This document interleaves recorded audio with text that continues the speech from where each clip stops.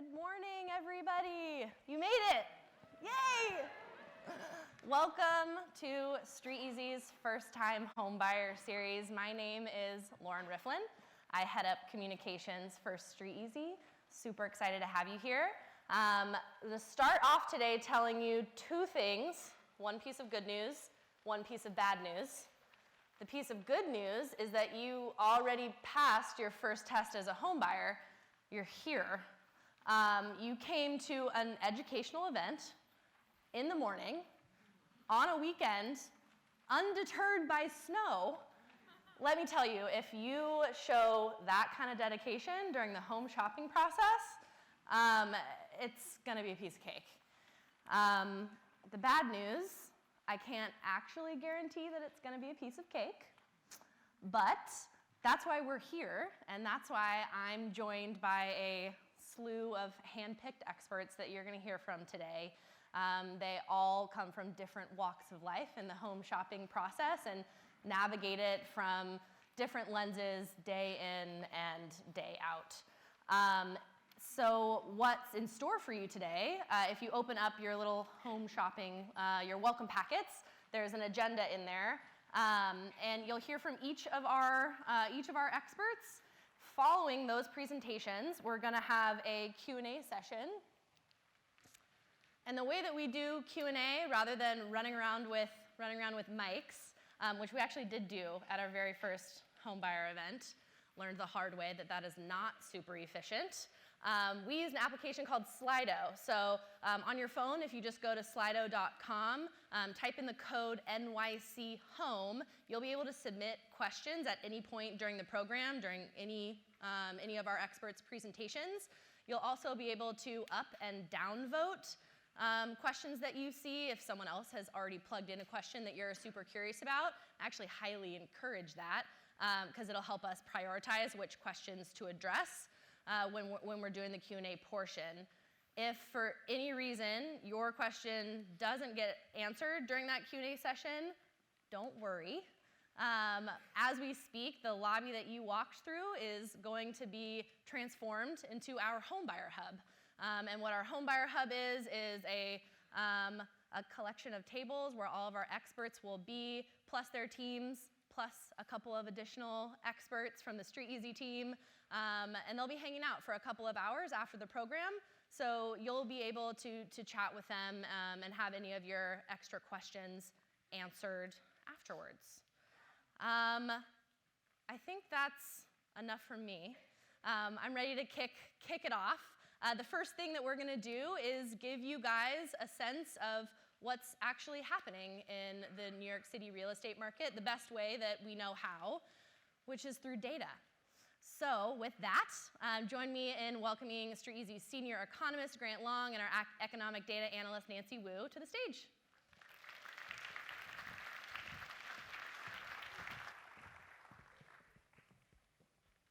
Thank you, Lauren, and thank you, everyone, for being here this morning. My name is Nancy Wu. I am the economic data analyst at StreetEasy. I'm here with Grant Long, the senior economist, and we're going to tell you some of the data that's out there for home shopping. It is a lot of information, and home shopping can be a very overwhelming and confusing time, and we're here to break down all of the numbers for you from our team of data nerds to you guys to help you make your process more enjoyable and informative. I'm going to start off by giving an overview of the market in New York City, and then Grant will talk about how to navigate that market. So these are the prices as of January 2019. These are the median closing prices by borough. So this is like half the homes close above these prices and half the homes close below these prices. And in general, when we think about New York City real estate, we talk about these $1 million listings and how all these homes are selling for millions of dollars. But we see that actually, as of January 2019, more than half the homes closed below $1 million. In Manhattan, it's just a bit below $1 million, and it goes down as you go to the outer boroughs as you go farther away from the main commuting centers. So these are the prices that people actually paid at closing. It's not the asking prices, but this is what people are paying after a lot of negotiations and a lot of discounts. Price growth is what we're really interested in, so how fast do prices grow over time? So we're not talking about price levels anymore, but the rate at which prices change over the years. So the parts where this chart is going downwards don't necessarily mean that prices are decreasing. It means the prices are growing at a slower rate. So bear with me for a while. This is going to be the most confusing chart of all the charts that we're showing, but it's also telling one of the most important stories of what's going on the sales market in New York City. So for simplicity's sake, we'll talk about Manhattan, Brooklyn, and Queens. In general, in New York City, the boroughs move in fairly similar directions, so we'll just talk about these three for now. And the dark blue line represents Brooklyn, the light blue represents Queens, and the medium blue represents Manhattan. So when we talk about how fast prices are growing in the city, a lot of people think that prices are growing at 10% per year or something much higher than that. And we see that's because in 2014, which is the middle of the chart, that prices were growing at about 10% per year in Manhattan and Brooklyn. That's a time when New York City was coming out of the financial crisis very strong, houses were growing rapidly, and since then, because prices can only grow that quickly for so long, we've seen a slowdown in price growth over time. So the downward trend shows that prices are not growing as quickly as they were at the 2014 peak. As of the past year, home prices in Manhattan have actually gotten so high that they have fallen by 4% between 2018 and 2019 January.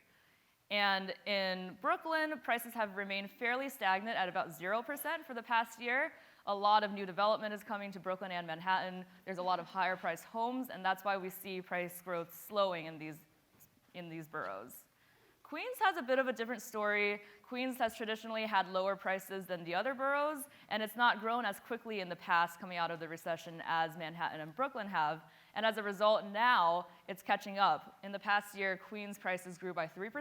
There's a lot of demand to live in the relatively more affordable pockets in the city that are still within commuting distance and have a lot of good options. So we're seeing prices in Queens rise at a quicker rate than in Manhattan and Brooklyn in the past, and that's just the state of the market as it is right now.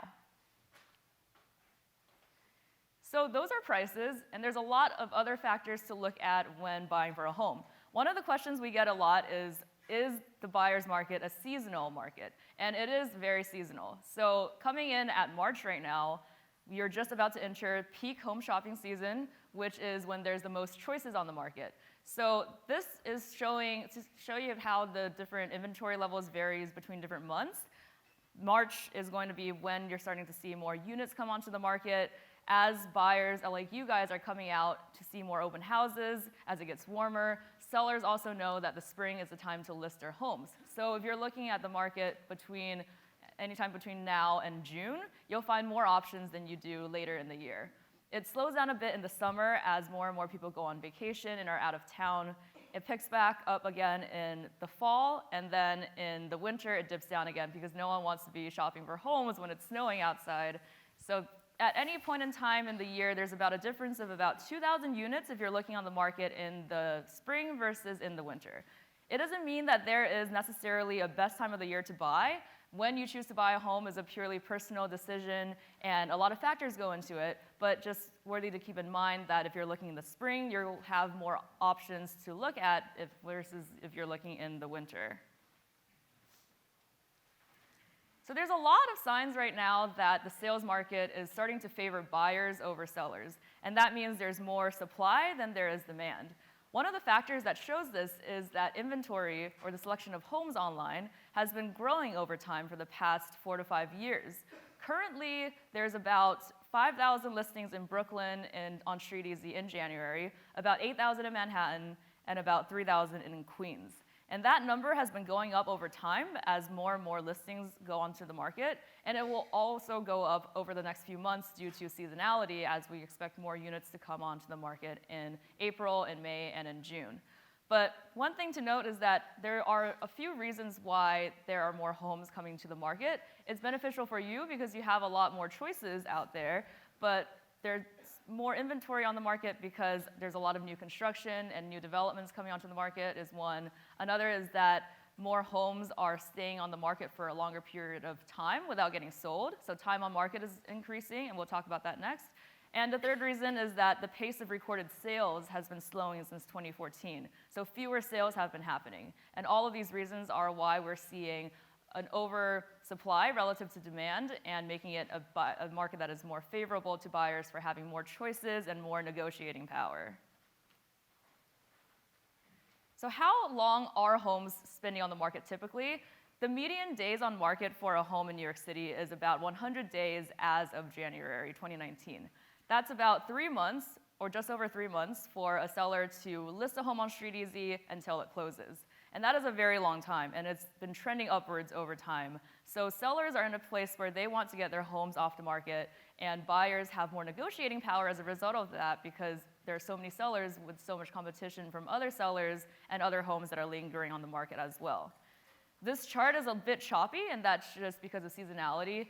Homes tend to stay on the market for about 25 days longer if they go up in the winter versus in the summer, versus in the spring, because there's more people shopping in the spring versus in the winter. So that's the reason we see that. But overall, it's been trending upwards over time. So with more inventory piling up into the market and with homes spending longer time on the market, we see a lot of factors that are favoring buyers like you, which is a good time to be out here this morning to learn about this. There's a lot of price cuts happening on the market right now because of all of these trends. So homes, the price that you see online might not necessarily be the price that you end up paying. We're seeing that the share of discounts on StreetEasy has been increasing over time. So currently there are about 15% of homes in Manhattan that have a price cut in January. It's about 12% in Brooklyn and about 9% in Queens. So there tends to be a higher likelihood of price cuts in areas that are highly priced relative to other areas. And this is a trend that's been going up over time for the past 2 to 3 years. So it means that if you're looking on the market, you have more of a chance of getting a discount and more negotiating power. And if you're looking at co-ops, then the likelihood of discounts is even higher. If you're looking at condos, the likelihood of discounts is a little lower, but all of these trends have been increasing over time. So those are the few data points that we have from the market overview side. I'll hand it over to Grant to tell you guys about how to navigate the sales market. Great. Thank you, Nancy, and thank you all for coming out this morning. So Nancy gave you an overview of where we've been going over the past couple of months and years, and I want to give you a better sense of how to actually navigate the market based on what we've seen in the past, in particular last spring. So as Nancy mentioned, there's more and more homes available for sale this year than we've seen in years past. We expect this year to be one of the biggest years yet for us. Last spring, during the peak home shopping season, so March, April, May of last year, over 12,000 homes were listed for sale on StreetEasy in those 3 months alone. And it was a really fascinating market, really fascinating for people like Nancy and I, who are data nerds. It's a little bit more confusing for all the consumers like yourselves, but don't worry, we're going to actually try and help you through it based on what we saw last year. And what we saw was pretty fascinating. The first thing you should know about that is over half the homes that were listed on StreetEasy last spring failed to find buyers. So 52% of homes either quietly delisted, have been relisted, or are still available. And that's one of the big reasons why we expect this year to also have a lot of homes for sale, as a lot of these either remain on the market or come back to the market to try and find buyers. We think sellers are going to be a little bit more eager to strike a deal with folks, so it could be a very good time to brush up in your negotiating chops. Last year, of those that did sell, or about 35% or 34% of homes overall, actually closed below their initial asking price. So that price that you see on StreetEasy when you're out there looking for homes, that's a starting point for a conversation. Oftentimes we see bids coming in below that. On average, homes that sold below asking sold 5.5% below their initial asking price, and the median listing price on StreetEasy is about $800,000. So that amounts to $44,000. That's real savings, right? So it's really important to be informed and sort of try and get a good sense of what the right price is. And I'll get into that in a second. And finally, the other thing to note here is there are a lot of folks who are eager to buy homes in New York City. I think the number of people that trudged through the snow this morning to hear more about the home buying process sort of demonstrates that. 9% of homes that were listed last spring actually sold above asking price, right? So you could find yourself in a situation, even though we do see a little bit more weakness in the market, you could find yourself in a situation where you do face a bit of a bidding war. You have to put in a competitive offer that might be above asking price. Totally normal. But when we talk about pricing, we're really talking about relative pricing, right? So this is pricing relative to other similarly sized apartments in the same neighborhood. We saw last spring that the homes that struggled to sell tended to be above their neighborhood average for their similar size. There's a lot of reasons why you have half the homes in the neighborhood are above the average, half the homes in the neighborhood are below the average. And there can be perfectly good reasons for that. But generally, we saw the most competitive market at the lower end of those prices. What that really means is that for homes that are priced up because they have certain amenities, or maybe it's a relatively new construction, or maybe it's been a recent renovation, we don't see a ton of people wanting to pay up for those things. That's totally fine if you are. But if you're looking at a bit higher end relative to the neighborhood, know that you will have some negotiating power going into that, most likely. You all, as a group, are very, very intelligent and very brilliant, and you're able to identify homes that are attractive. That's what we saw when we looked at StreetEasy saves. When you go on StreetEasy, you can create a list of homes that are attractive to you. And we found that homes that sold above ask were saved at 3 times the rate in the first 4 weeks that homes that didn't sell. So homes that sold above ask had about 57 saves in the first 4 weeks versus homes that did not close, right? And this is all information that we make available to you on a listing description page. So if you go to a listing description page, you'll see right there the number of saves that particular listing has had, right? So it's one thing to pay attention to, and really trust your gut here, because clearly our users know what's attractive. There is also a geographic component to all of this that I want to highlight really quickly. Some markets are hotter than others. So the markets that are showing up here, the neighborhoods that are showing up in blue, are ones that had homes that struggled to sell a little bit. So everything in blue here is where less than 40% of homes sold. The red areas here are areas where at least 60% of the homes sold. Okay, so in looking at this, you can see some clear geographic trends here, right? A lot of central areas of Manhattan are among the weaker markets for the number of homes selling. In fact, in Midtown, less than a quarter of the homes that were listed last spring sold. Versus Brooklyn, an area like Prospect Heights, had about 75% of the homes that were listed last spring sell. So there is some variation neighborhood to neighborhood. Eastern Queens, another area that we're seeing to be a little bit more competitive. This doesn't mean you can't put in a competitive offer that might be below the asking price, but you may expect to see a little bit more competition. You may see sellers listing at prices that are a little bit more realistic. Okay, so that was last spring and sort of some tips from that. I want to talk about what we can expect going forward. First off, I want to start with some headwinds. Headwinds are not reasons you should not buy. They are reasons why a lot of other folks have chosen to maybe not buy right away. They're the reasons that folks have chosen to rent instead of buy. You all, as potential homebuyers, have an option not to buy. You can rent instead. There are a lot of great options to rent in New York City. And there's a couple different reasons why people are increasingly choosing to rent instead of buy, and I want to talk about them really quickly.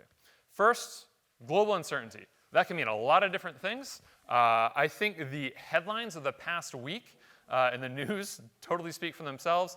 When I sort of bring that sort of thing up, a lot of people see a lot of different things in the world, a lot of complicated trends. They say, hey, maybe I'll wait and see how this stuff plays out over time before I take the plunge into buying. From an economic perspective, we are at 10 years of economic expansion in the United States. We know that the economy works in cycles. We don't know what the next downturn is going to look like or when it's going to come or really what it means for New York City real estate. But it is causing a lot of people to say, hey, maybe now isn't the right time to buy. Second, higher mortgage rates over the course of 2018. We saw a pretty big run-up in rates over 2018 that we think took a lot of buyers out of the market.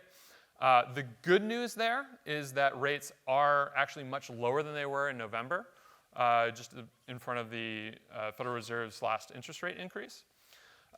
Rates have come down considerably since then. I'm not going to get too much into mortgage rates because Tony Zhao's here. He's going to come up here a little bit later and talk all about the mortgage market and how that works. But that is a factor that we see overall. And finally, tax reform. In late 2017, which seems like a while ago now, Congress passed a series of laws that changed the tax code in a number of different ways. And overall, we saw that that made buying a little less attractive to New Yorkers than renting, right? So all of us New Yorkers are now filing our tax returns and trying to figure out what these changes mean for us. We think that's going to make these changes very salient for buyers coming into this spring, and we see that as a factor on the margin shifting things. We don't see it as a huge factor that's going to cause lower prices over time, but we do see it as a reason for why the market's a little bit weaker now than what we've seen in the past. So those are headwinds. There is a case for optimism, though, and there is a reason to buy. And for us, what we really see as the key reason to buy is buying in New York City is inherently an investment in New York City, and that's an investment that looks pretty attractive right now. So there's been 800,000 private sector jobs created since 2010. New York City unemployment is at 4%. That's a historic low. There's a lot of people arguing, bickering, debating what this Amazon news means for everyone. I used to I've talked about it in detail a couple different times, and it's constantly changing. But the thing you should realize here is what the broader discussion is about is there are a lot of firms that are innovative and dynamic and want to hire here. And they need to come here to do that. That's a trend that's pushed up real estate prices here. It's a trend that's pushed up real estate prices in places like Seattle and San Francisco. And that's not a trend that we see going away. It has pushed up rents as well. And buying inherently is protecting yourself against rising rents over time. So that's a case to buy. It doesn't make it a slam dunk case to buy in New York City. Buying is a very personal decision. And it's one that you have to weigh a bunch of different factors carefully. But if you do find the right home for you at a price that's attractive to you and it's within your budget, it could be a smart move. Really about what this is all about is about research. You guys, of course, as Lauren had mentioned earlier, did the right first move by getting up on a snowy Saturday morning in March and coming out to hear folks like Nancy and I talk. We have a lot of resources available to you. I'm going to be back up here a little bit later to answer any questions you might have. Nancy, myself, and the rest of my team are actually going to be out in the hub later, so come find us if you have any questions. We make a ton of resources available to you on our blog, streeteasy.com/blog/research, market data, market reports, and a lot of the stories that I've actually told this morning in today's presentation are up there as well. So you can dig into a lot of that stuff online and come find us later. But we have a lot of other experts lined up for you today, and coming up next is going to be Tyler, who can tell you more about the agent's perspective. So please welcome Tyler from Triplement. Thank you. Thank you, sir. Yes, you did. That was really good for me, too. I learned a lot. How's everybody doing? Yay. All right, fun. I will say in real estate, we always say that you can always tell if a buyer is serious when they come out in like really bad weather. So I just want to say that I'm very excited to see a room full of very serious buyers. And I've been in the industry now for 12 years, strictly New York City, and have navigated many different types of transactions, from people who are buying their third, fourth, fifth home, to buying an investment property, and a lot of first-time buyers. And I can tell you that first-time buyers are absolutely our favorite to work with. They just have like such a special spot in our heart because it's such a rite of passage making that first purchase. And I actually helped one of my best friends buy a place last year, and she's super successful. She's just had like a career path that I think most people would be thrilled to have, and she's made some like fabulous accomplishments in her life. And when we were at the closing table, she just said something that really stuck with me, which was buying a home was the single most self-empowering thing she's ever done. And now, like that I think about that, I feel like a lot of my first-time buyers feel that way at the closing table. So I'm very excited for everybody in this room. And also just want to say up front, I just want to do a quick little myth buster because it's not in my slides. But working with a buyer's broker is completely free. You should absolutely partner up with a professional to guide you through this decision because you are going to see, especially the New York City market, it is a very interesting one to navigate, and you're going to want somebody who has done it many, many, many times because there are a lot of fresh situations. And on my team collectively, we've sold over 1,000 properties, and I learn something from every single transaction I do, and I've got 15 minutes to tell you all about it. So what we're going to talk about, I'm going to try and focus in as much as I can. So I'm going to talk about why you might be buying, when you should do it, and then I'm going to spend the majority of my time on what you should buy, and we're going to talk about where you're going to buy, and then what the whole, the how looks like. And when I'm talking about the how, we're just going to do a quick timeline, because the clock is looking at me. So I imagine that because this is a first-time buyer seminar, the vast majority of you are looking for a primary residence, meaning like a place that you're actually going to live in for yourself. If you're looking for a primary residence, can you just quick show of hands? Yeah, that's exactly what I thought I was going to say. So when we say owner-occupied here on the slide, that's exactly what we're talking about. You're the owner, and you're going to occupy the house. But you might be looking for an investment property. Maybe this is going to be a second home for you. Or maybe you're buying because you want some tax advantages, because even after the tax reform, people thought they lost all of their tax advantages. They changed. They definitely changed, but they're still there. So be excited. So when should you buy? I will say we're talking about this at a really good time right now, because for the last, probably 5 years, it's been much more exciting to sell than it has been to buy, because the market was so competitive. And especially in the first-time buyer market, there were a lot of people who wanted to buy studios and one-beds, and it was really competitive. Some, especially in Brooklyn there for a minute, it was like everything was a bidding war. Right now, it's not nearly as competitive. My sellers are scared, but my buyers should feel very excited and very empowered about the kind of deals that you're getting in New York City, because it's been a while since we've seen it like this. But when it comes to, I put these 3 things here because most people think they want to time the market, look at market conditions, which are always really important, right? Like, what are the current interest rates? Interest rates are directly going to affect your purchase power whenever you're going to look at your home. So make sure you're keenly aware of what your monthly payments are going to be, because that is how you get approved for the home that you want to buy.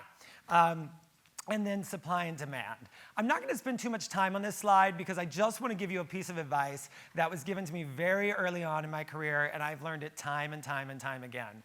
The right time to buy is when you are financially ready and able, no matter when that is, because you cannot really time the market. The market doesn't really do one of these things. It kind of, it just jiggles around, and it's like a cliffy mountain. So timing when you want to buy is actually not the strategy. And Warren Buffett's famous quote is, "You time when you sell, not when you buy." So by the way, now would not be a good time to sell. I'm going to spend the majority of my time talking about what you should buy, because I think this is the most unique thing about buying in New York City, is the various property types that we have for you to choose from. And you also need to understand the pros and cons of each property type. So first, I'm going to start with co-ops. And I think a lot of you probably have, hi, there's people up there too. I think a lot of you probably have heard some negative things about what it's like to buy a co-op. And I hope that by the end of this, you don't feel as negatively, because there are definitely some very strict co-ops that make the purchase process very challenging, and they're very strict, and they have lots of weird rules, and they kind of ruined the batch for everybody else, because the vast majority of co-ops, I would say 80 to 85%, and I don't really know where I got that percentage, but that's just what it feels like, are, they're just like buying anything else, in the city. The biggest challenge with buying in general, and I think everybody in this room can probably relate to this, is saving for your down payment.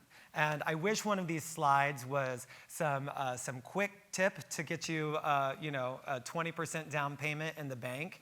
But unfortunately, you just have to save it. And I do a lot of these first-time buyer seminars, and a lot of people say, okay, so what can I do to get my down payment? And I'm like, you just get it. I mean, whatever. Some people are very fortunate that, they have familial help, or maybe they had a windfall of some sort. But most people have to save it the old-fashioned way. So for that, my best piece of advice is to do an online savings account where the money's kind of like out of sight, out of mind, and you're just putting a percentage away as much as you can. But the issue with a co-op, right? So let's say you're so excited, you've saved up your down payment. Most co-ops are going to require a minimum down payment of 20%, which is higher than condos. So that's the first challenge with them, is that for the majority of them, minimum down payment of 20%, but a co-op gets to decide, and it changes from building to building, what their minimum down payment is. So it's not uncommon to see that a co-op might require a minimum of a 30% down payment, or the really strict ones that kind of give the bad reputation will only let you do like a 50% down payment, and some just don't allow financing. So you definitely need to make sure that you're having a very clear and transparent conversation with your real estate agent so they know exactly how much money you are comfortable putting down, and they don't show you a building that requires a 50% down payment when you don't have that anyway. So when we ask you how much money you have, it's not because we're actually curious. It's because we want to be able to get you the home that you can actually have. And the other difficult part of a co-op is they're not going to let you, so yes, you've saved your 20% down payment. Most co-ops have a requirement for post-closing liquidity, which basically means how much money do you have left over in savings after you have spent all the money on the down payment and your closing costs. And the good rule of thumb, every building gets to set this themselves, by the way, so there's not a boilerplate, but I will say generally, most buildings want to see that you have 2 years of mortgage and maintenance and savings after closing. And so that can be a lot of money, because to make numbers easy, let's say your mortgage and maintenance payments add up to $3,000 a month. That's $36,000 a year times 2. That's $72,000 that the co-op would want to see that you have in liquidity. And whenever they're looking at liquidity, they're basically considering most things except for retirement funds.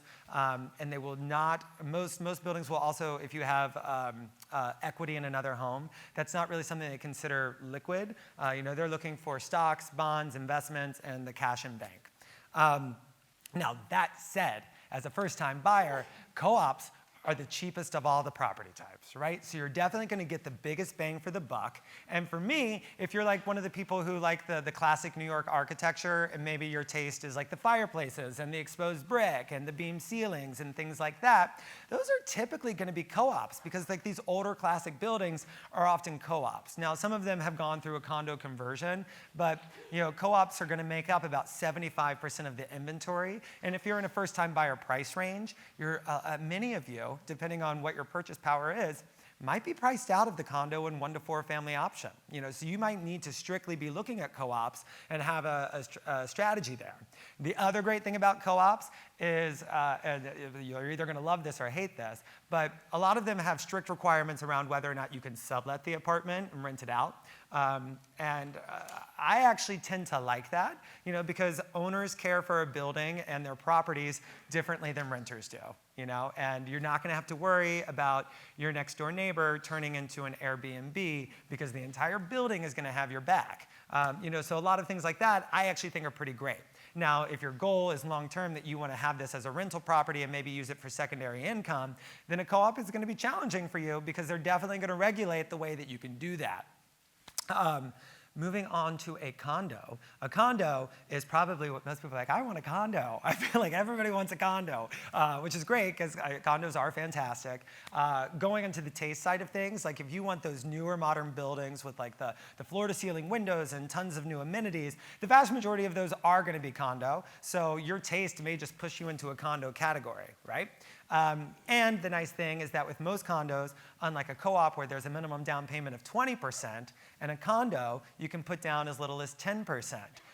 And what's nice about today's market is, if we were talking about this 3 years ago, I would say technically, yes, you can put 10% down on a condo, but you wouldn't have been competitive enough in the market to actually win the bid, because most people who are buying condos were putting down huge down payments, because now you're not just competing with people who are buying primary residence, you're now competing with investors. Investors can't really buy co-ops, so when you're buying, and that's the main reason why they trade at a lower price, because the investor market doesn't get to compete in there. So there's a little less demand for the co-ops because of that. But whenever you're in the condo market, you're competing against investors, and some of these people have been building up like a real estate fund for decades and can easily do these cash deals that most first-time buyers don't have the luxury of doing. Now that competition has lifted a little bit and there's a lot more inventory and a lot more supply, my team has been doing condo deals with 10% down left and right in the last 6 months. So it's definitely becoming more commonplace, and sellers are getting very comfortable with it. I mean, sellers are just excited to hear an offer these days. So, so get ready. Now, one challenge with a condo is that, general rule of thumb, they're about 20 to 30% more expensive than co-ops based on if you're just looking at it on a price per square foot basis.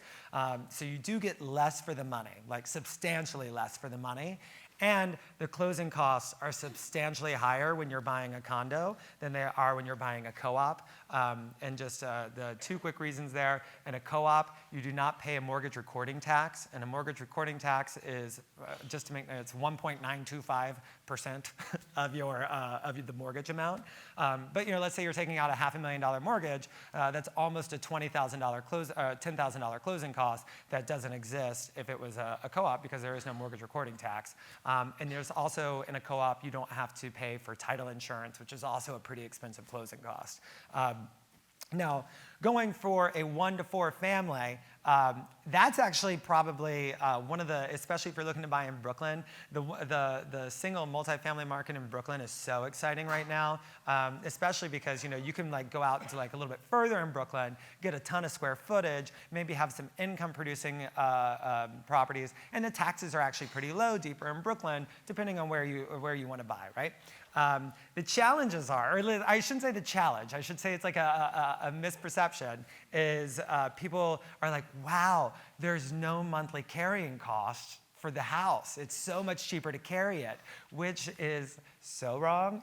It's just that, if you're in a co-op or a condo, the common charges that you're paying into the building are to take care of everything that happens in the building, right? Like your staff, like the super, or if you have a doorman, or if something needs to be renovated, or if the roof needs to be replaced. These are all things that your maintenance is kind of just going into a savings account that pays for everything, and there's a little reserve for any surprises that happen.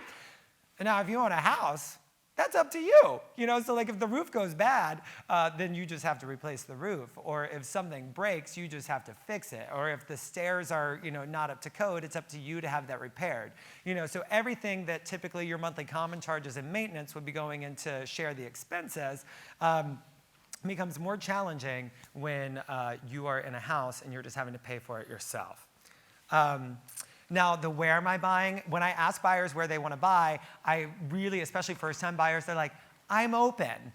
I'm going to be a little bit fast with this slide, but I will say I encourage you not to be open because you need to be able to focus in on the market that you want to buy in, and the location that you're buying in is going to be the single biggest factor that affects the price tag, right? And so you actually need to decide, do I need a 1-bed? Do I need a 2-bed? This is how much I can afford to spend. And then it's a little bit easier for me as the real estate agent to guide you and say, okay, if you need a 2-bed for X price, we should be looking in these 5 neighborhoods. And then out of those 5 neighborhoods, you can kind of use these things on the slide to decide which of those neighborhoods are going to be best for you. And maybe it's you need school proximity or transportation or certain amenities like dog parks. Maybe you want to be in a quiet neighborhood. Maybe you need to be in a neighborhood with a lot of inventory so you can make a competitive offer, because like West Village, for instance, it's very hard to build in West Village. So that's why West Village not only is just like an amazing neighborhood, but there's also always going to be a limited supply in West Village. And so that's why West Village is so expensive. And you can use local blogs and social media, StreetEasy, even for real estate agents, by the way. StreetEasy is like the best resource for all of this stuff to go on and read their information. That's where I learn a lot of my own data that I'm sharing with buyers. And lastly, I'm just going to go through a quick how. So you just want to quickly establish a credit history. You're going to need to do that in order to get your mortgage. And then assemble your team. You're going to see a great team up here today. There's a mortgage broker coming on after me, and then a real estate attorney coming on after that. Those are the 3 most important relationships you need to have to get your journey started. You need to get a loan pre-approval, and then we go shopping, right? That's the fun part. Then we submit an offer and negotiate. Once we do that part, your offer gets accepted, and we begin the due diligence process, which your real estate attorney will do for you. And then you sign the contract, And then we do all the fun paperwork, which is actually not as crazy as it sounds. If you're working with a good buyer's broker, such as myself, we will make sure that we are taking care of the paperwork for you. And then once we get everything we need from the bank, we submit the board package, we do the final walkthrough. If it's a co-op, you'll do your interview, and then we'll close. It's very easy once you decide on the home you want. Thank you, I'm Tyler, and next up is Tony Zhao telling you everything you need to know about financing.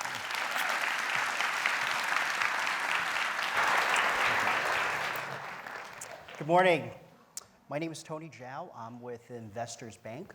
I'm a loan officer here, and we're a local New York City-based bank that specializes in co-ops and condos. And I actually have heard of Tyler and his firm, and they have a great reputation in New York City.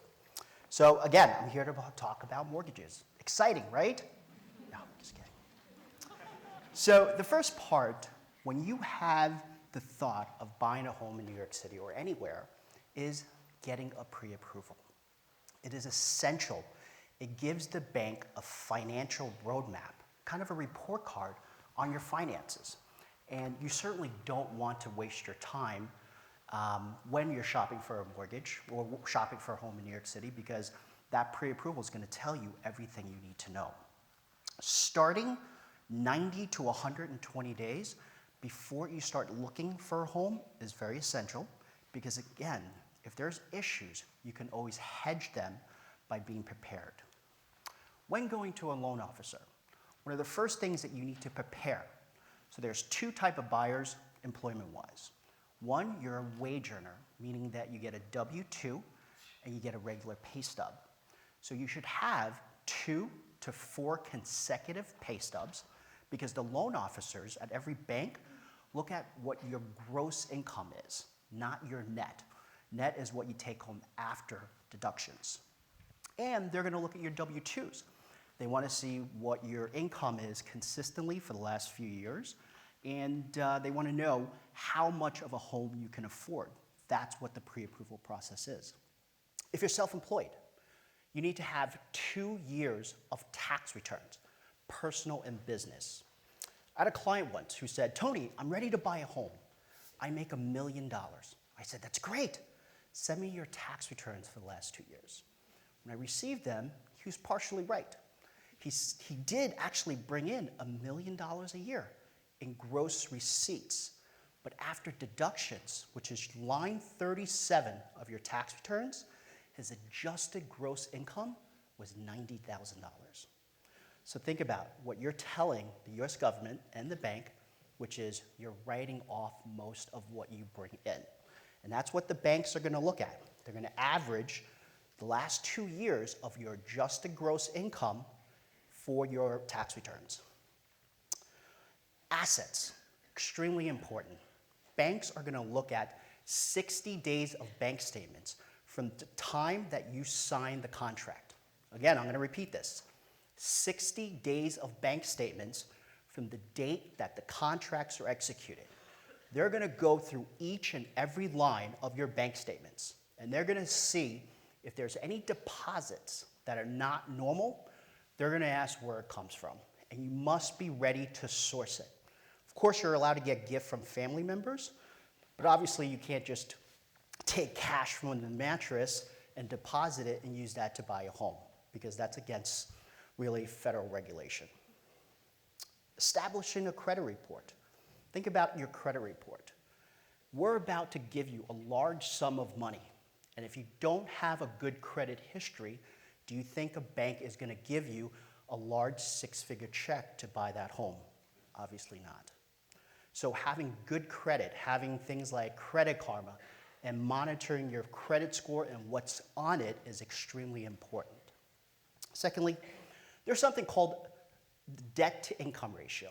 Remember that word, because you're going to hear it when you buy a co-op.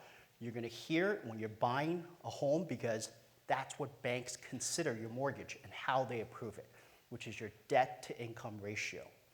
Banks will not go above 43 and some 50% of your debt-to-income ratio, which is your gross earnings versus what your housing and your monthly liabilities are.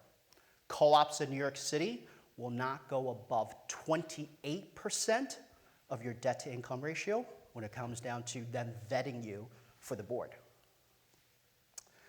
When I talk to a new buyer, the first thing I tell them that in New York City, 60% of buying a home is not about you. It's about the condo or co-op that you're about to buy in. That's how important it is. Imagine that. You have great credit, you have great income, but if a bank does not like the project or the collateral that you're about to buy in, you will be denied for a loan. I don't want to scare you, okay? But I would say close to 20% of the condos in New York City and co-ops are not lendable by regular banks. So I'm going to go through them briefly. Projects in which a single entity owns more than 20%.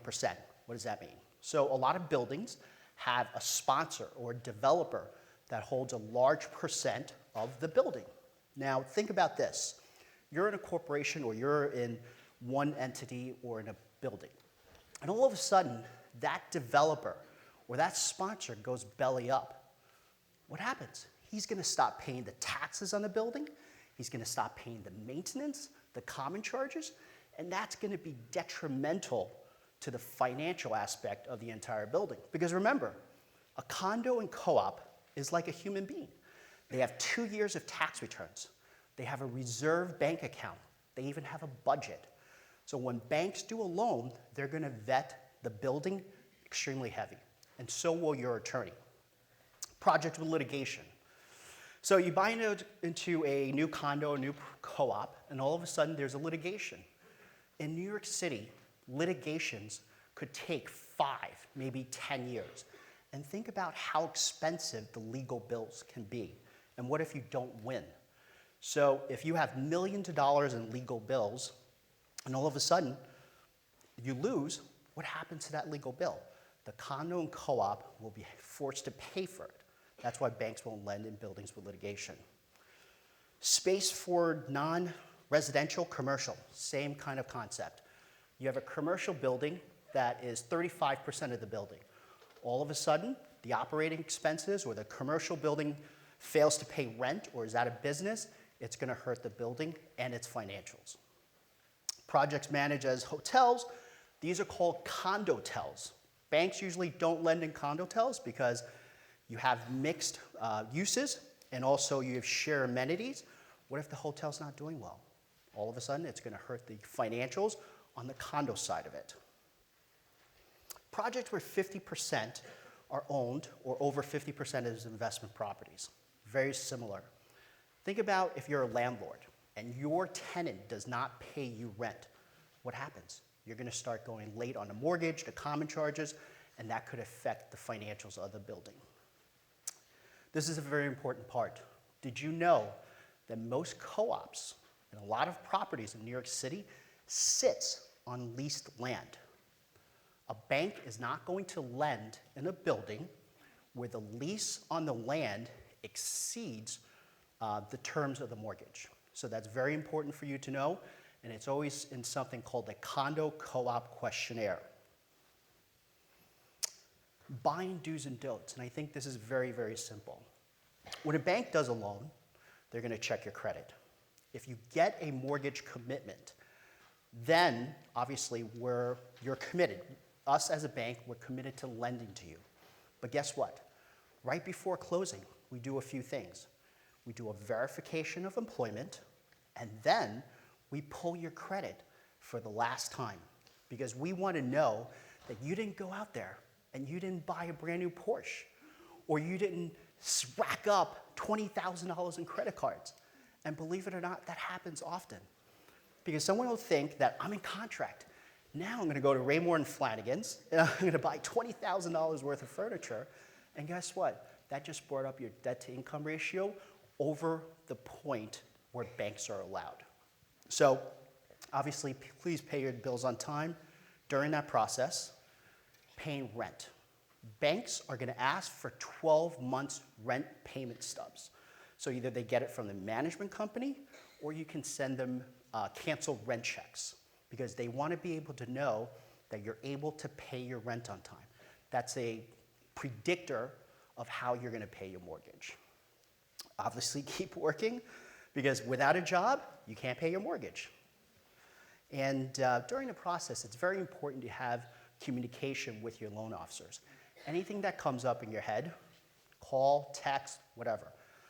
7 days a week, I get text messages from clients that I currently have in the process asking me questions, hey, can I do this, can I do that? So it's very, very important to have a good line of communication with the loan officer that you're working with. Don'ts. Like I said, do not go and make large purchases, especially after you've been approved for a mortgage, because banks approve your loan. They're going to repull your credit right before closing. If your debt has gone up, that file has to go back to underwriting. And there's a small chance that if you racked up a lot of debt, you could be declined for a loan after you've been approved. And that could put your down payment in jeopardy, because once you submit your commitment to the sellers, you no longer have finance contingency.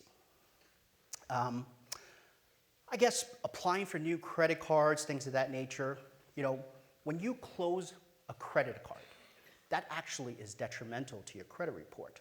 Did you know that? So closing your credit card or racking it up during the process is not something that I advise. So in 2001, the government passed something, and it's called the Patriot Act. And part of the Patriot Act is to track where money moves from, especially on a real estate transaction. So the last thing you want to do is during the purchase process, move money around, especially if it's cash. Remember, I'm going to say this again. Banks are going to look at 60 days of all your asset statements financially. And any deposits or anything abnormality in the financial statements, they're going to want to know where it came from, and you will need to be able to source and document it. So New York City is extremely expensive when it comes down to purchasing. Tyler mentioned 1.9% mortgage tax. That's anything on a condo, single-family home, anything excluding a co-op, okay? If you're buying in a new development, you have to pay 1.9% of the seller's transfer tax on the loan amount. So if you're buying a condo, single-family home, anything that's not a regular co-op, you should expect anywhere from 3 to 6.5% in closing cost. And remember, anything over $1 million in New York City, regardless if it's a condo, co-op, there is a 1% mansion tax on the sales price. Title insurance is mandated in the state of New York, and it's usually anywhere from 0.5% to 1%. The only property that's not applicable is a co-op. So there's no title insurance on a co-op. And recording fees, they're relatively low, but again, remember, 3 to 6.5% is what you should expect when you're buying a condo, single-family home, anything that's a non-co-op. I hear this all the time. So clients will say, the Fed has raised rates. Where do you think rates will go? So short-term rates, which is adjustable rate mortgages, credit card rates, rates on car notes, they're tied to the Federal Reserve, the Fed fund rate. But mortgage rates, long-term interest rates, are tied to something called a 10-year Treasury bond. So if you look up the 10-year Treasury bond and where that's been, that's what mortgage rates are going to be tied to. And the 10-year Treasury bond is actually tied to geopolitical events and the health of the economy. For the first time in almost 24 months, rates on a 30-year fixed at a lot of banks are under 4%. So you're able to get rates somewhere between 3.875 to 3.75, which I personally have not seen in, again, over a year. So again, that is based on the 10-year Treasury bond. Locking in a rate. Banks usually will lock in a rate for 60 to 90 days for no charge. But if you're buying in a co-op, think about how long that process is going to take. It's going to be 3 to 4 weeks to get a mortgage commitment. The board and the management company will take 30 to 60 days before they interview you. So when locking in a rate, it really depends on if you're buying a condo or a co-op and the bank that you're working with. So in my opinion, if you're doing a non-co-op, locking a rate should be very, very easy. If you're doing a co-op, you should work with the bank and the loan officer to determine how long you should lock the rate. But the par on the street is usually 60 to 90 days. Thank you. My name is Tony Zhao. Thank you for having me. Thanks, Sam. Oh, am I on? I'm on. Okay. Thank you, Grant. Thank you, Nancy. Thank you, Tony. Thank you, Tyler. How are we feeling? Has it been like a fire hose of info? We're still ready for more, right? Yes? Yes? Great? Okay, good, because we have more, so that's perfect. Hi, balcony people. Saw you guys come in, trickle in over the last couple of sessions. Great to have you. We're going to switch up the format a little bit, keep you guys on your toes. Next up, I'm going to bring out a very wise real estate attorney. We're going to chat through legal pitfalls and gotchas, the things to avoid. So please join me in welcoming Rosalind Quast to the stage. Hello. Hi. I'm going to give this to Hey, you. thank you very much. All right. All right. So to kick her off, tell me, well, I actually know. Let's tell the audience who you are. Okay, so I am a real estate attorney for New York. So I specialize in the New York, Queens, Manhattan, Brooklyn markets. And we specialize only in transactional real estate. So really in purchases, sales, some leasing. So I'm very, very familiar with this process. I'm a homeowner, I'm a landlord, and I totally understand what you're going through. I've been there before, and it is a very exciting but also a nerve-wracking experience, so I totally get it. Yes. So real estate attorney. Yes. Let's talk about how that process works. So Sure. if you're a first-time buyer, anybody in the audience, how would they work with a real estate attorney? So the real estate attorney's role, first and foremost, the most important thing obviously is your attorney has to negotiate a contract of sale. So this contract of sale is going to memorialize all the most important deal terms that you've already negotiated with your broker and the sales side into a purchase agreement. And this purchase agreement is going to have all of the contingencies, such as financing, if you're non-contingent or contingent, desired closing date, what might be included or excluded from the sale. And then also your attorney is going to be very much really in control of the due diligence process. So before you make any decision to proceed on the transaction, your attorney must complete full due diligence on the unit and the entire building generally, and then really give to you a digest of the most important terms that you should know to make an informed decision. If at that point the information is okay to the client, to the buyer, then you move forward to sign the contract, and after that, your attorney then has to make sure there's going to be a smooth closing, which means they're really the point person between all the parties involved in the transaction. So in a purchase transaction, your attorney is going to be corresponding with your mortgage banker, your bank attorney, the co-op or condo management company, the co-op or condo attorney, the seller's attorney, your real estate broker, and then a title company if you are buying real property. So there's a lot of parties involved, and your attorney is really responsible for being the liaison between all of them. Great. You said a very important two-word phrase during that, which was due diligence. Yes. So let's talk a little bit about what due diligence is. Okay. And yeah, I guess what are some questions that buyers should be prepped to ask their real estate attorney? Okay, so the next slide, actually, and I'll get back to the slide later, but the next slide is on due diligence. So due diligence really, it starts at the moment your offer is accepted, and it really should be completed before you sign the contract, just because you want to know everything you need to know about the process and how the building works before you put ink on paper and put together a 10% down payment. So one of the most important things is for your attorney to review the building offering plan. Then the second thing is the building financial statements. The third are the building minutes. The board meets to talk about what's going on in the building, usually on a monthly basis. Sometimes buildings only go once a year into these meetings. And then also your attorney should have a due diligence questionnaire that they send out themselves to management to get the most important questions answered as to what's going on in the building. So are those minutes, is that specific to co-ops or is that applicable to condos Yeah, as well? so it's usually just co-ops and condos.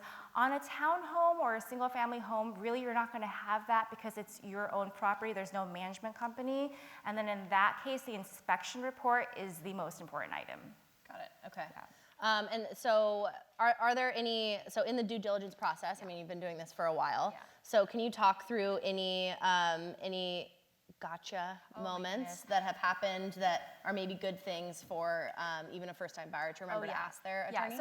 Yeah, so when you're starting this process, you don't know what you don't know. So you really depend on your team, your attorney, your banker, and your agent to really guide you through what's standard and what's not standard. So part of the things that are going to come up in your due diligence are, for instance, what capital improvements have been going on in the building. Through the review of the due diligence, the minutes, and the questionnaire, your attorney can tell you, you know what, they have capital improvements coming up, or they just completed capital improvements. You're going to see if they have a history of assessments, or if they are having an assessment coming up, if they have a history of maintenance increases or common charge increases. If they have, when was the last one? Is it pretty standard, on par? Usually the standard is between 1 and 10% a year. It sounds kind of high, but it's pretty standard with the rising costs of real estate taxes and operating a building in general. That's just what you usually see. We also will see what's going on in the minutes with respect to the line or the floor that you're buying. So if you're buying, for instance, unit 3C, if there's been a leak in 7C, we're going to want to know if it traveled down to your unit on the 3rd floor. What's been going on the 3rd floor? Has there been noise complaints, or have there been weird smells maybe reported, which has definitely happened before, and we've seen this in the minutes. And if there's a lack of minutes, what does that say about the building? What does it say about the board? Maybe they're pretty laid back. Maybe they just don't keep track of too many things, and that's good for you to know, even if nothing is said. The financials, usually the attorney does review, like the mortgage bank does as well, the past couple of years of financial statements. They really want to do this, just make sure that it's operating financially well. If it's running usually on a surplus or a deficit, that's going to be revealed in the financial statements. It's also going to reveal their budget, what they usually allocate their line items for. They're going to have line items for repairs. You're going to see how much they spent on any given year on repairs. And then as a buyer, all this information is consolidated for you so that you can decide if this is the best investment for you. One thing to note also is due diligence, it gets really specific. So we have to confirm the common charges, the maintenance, and also how old is the roof. So roofs usually are good between 10 and 20 years. So if the roof, they tell me is 20 years, I'm going to tell you they're probably going to replace it in the future, and that might cause an assessment somewhere down the line that you should be aware of, and it's something that you can budget for in the future. Same goes for the boiler. Does it run on oil or gas? Usually, a lot of these buildings these days are converting to gas because by a certain year, like about 2030, all these buildings have to convert to a cleaner fuel or to gas. So if they've already done the conversion, then you don't have to worry about a possible assessment in the future for this type of project. So there's a lot. A lot. A lot baked in to due diligence, which is just one part of exactly. of your duties as a real estate attorney. Yeah. So that due diligence, I guess, it seems like it would come a little bit later in the process. But where, in your opinion, is the most successful time for a buyer to find a real estate attorney or involve them in the home shopping process? Yes. So due diligence does come later after you have your team together, but honestly, you should really try to find your attorney as soon as possible from the moment that you decide you want to move forward seriously with an offer. Usually a buyer comes to me after their offer is accepted, which assumes that they've already been working with a broker, already working with a lender because they probably have a pre-approval letter, and then they come to me and they say, these are the deal terms that I've agreed to, I need an attorney. you don't really want to scramble at the very end to find this person, because you might want to speak to them about what you are willing to agree to before you make the offer, so that your attorney can explain to you the legal ramifications of those deal terms that you're about to agree to with your broker. So in that event, you are more well informed, you maybe might make a better offer, and if you have an attorney listed as part of your offer, it actually makes you look more attractive to the sales side, legitimizes you, makes you look more serious, so as soon as possible. Okay. And then what about cost? Are we talking so I mean, it could, involving someone earlier, does that mean they're going to have to pay an hourly rate for a longer period of time? How do the costs work for a real estate attorney? So for costs in general, it does vary on a case-by-case basis according to the particularities of the situation, the nuances of your transaction, but definitely your attorney should be charging a flat fee. You should not be billed hourly for their time. So that's a red flag. Red flag. If someone wants to bill you, they probably don't specialize in transactional real estate law. They probably do something else, and then maybe they dabble a little bit in real estate law, but you're looking for someone who specializes in transactional real estate law, and it's going to be a flat fee. And the reason why you want to go with someone with a flat fee is, this is already a very stressful process. You know your fees going into it in terms of your taxes, your mortgage recording tax, your broker, if you're going to be, paying toward the flip tax of the building. You already know your fees, so why should you not know your attorney's fee off the bat? You need to be able to budget for it. The due diligence process and the negotiation of the contract is a timely process for the attorney, and so if they're billing you, you don't want to worry that you're going to be billed to a point that you can't afford the attorney anymore.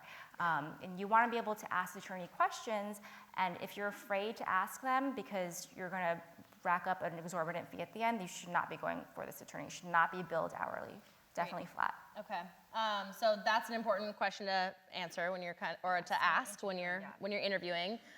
What's the process like for finding a real estate attorney? What other questions should be asked? Absolutely. So when you are interviewing an attorney and deciding who you want to use, you want to make sure first that they really care about your situation. So when you're buying, it's a very emotional process. You're buying your next home. You're going to live in this place, and the attorney should understand that. So it has to be a person who cares about your situation, someone who is responsive, someone who is proactive, hardworking, and detail-oriented. So this is the kind of attorney you want to look for, someone who specializes in transactional real estate law. And I emphasize that because some attorneys might say they do real estate, but is it litigation or is it transactional work? Because if you hire someone who is a litigator, and unbeknownst to you, it could be a family friend. Yeah, exactly. But unbeknownst to you, they might be on a case in court the next few days after your offer is accepted. The due diligence is not going to get done, and your contract is not going to get signed. And in New York City, it's competitive. Sometimes you have to submit an offer with a deadline to complete due diligence or get the contract signed. And then you just put yourself in a really bad situation where your attorney is not available, you can't get a hold of them, and it's going to be detrimental to your transaction. You also want to know who's going to be working on your file. Is it going to be the paralegal? Is it going to be the attorney that you talk to on the phone? Or is it going to be an associate? So those are things you want to look for and ask when you speak to an attorney. Great. So ask about the due diligence process, ask about their background, and if they're a specific real estate transactional attorney. Uncle Bob, lawyer, might be great, but if he doesn't have that focus, he might not be the best person to go with. Absolutely. Great, okay. And we talked a little bit about this, the buyer beware state. Yes. So New York is a buyer beware state. Yes. Talk about what that means. Yes. Sounds scary. It sounds scary. It sounds even scary in Latin. It's caveat emptor. So but let's just go with as is. So as is really just means that you're buying the property completely as is, subject to any and all defects. So really, then it's really incumbent on you and your attorney to work together to make sure that you uncover as much as you can in due diligence, and then carve out exceptions in the contract. So okay, as is, but everything needs to be in working order. As is, but you know what? The inspection report pulled out these things. I want these items fixed. So something like that. Great. Closing date. Or closing dates. So you told me that one of the number one questions that people don't ask and they should be asking you is about how closing dates work. Absolutely. Why is that an important question to Yes. ask? So New York works unlike any other state when it comes to closing dates. So other states, the contract states when you have to actually close, and if either party doesn't, there's going to be penalties. New York is always on or about with respect to the closing date. So whatever is on or about in the contract, either party has the automatic right to delay closing for any or no reason for an additional 30 days. And is that an actual phrase that people will see in the contract, on or about? Sometimes, and it doesn't even matter. If it says Okay. on or before, on or about, or just a date, it's still going to be on or about. So it's always on or about no matter what the phrase really specifically says in the contract. And this is notwithstanding any delays on behalf of third parties. So if the board, such as a condo or a co-op, issues their waiver or their approval late beyond that date that's in the contract, that 30 days will start to run from the time of their approval. So it pushes it back even further. So this is just something to keep in mind so you can set your expectations. It's very difficult to line up with maybe an end of a lease. And the only exception is when you're buying, for instance, in a new development sponsor transaction, and they have these time of the essence contracts. So that's where you really do have to close on the date in the contract. But if you don't, they usually even give some sort of 2-week wiggle room. So it's just very difficult to lock down a certain date.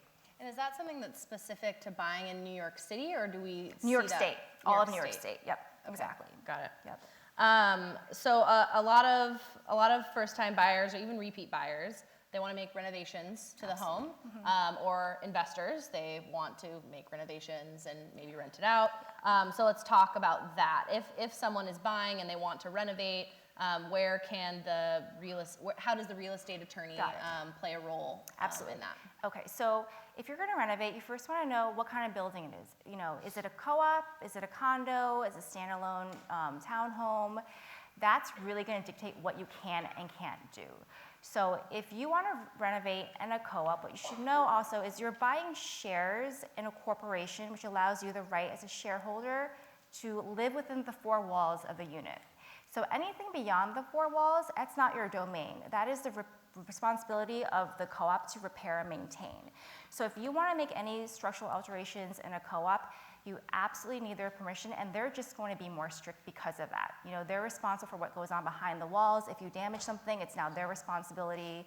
So the standard also in co-ops, generally speaking, is, for instance, washer and dryers are not allowed to be installed in the individual units. Unless it's already in, it's grandfathered in, and even if they do allow it for you, it's going to be with restrictions. And if you think about it, it's because you're opening up the walls. You might be connecting your pipe to their water pipes, might be overloading their system.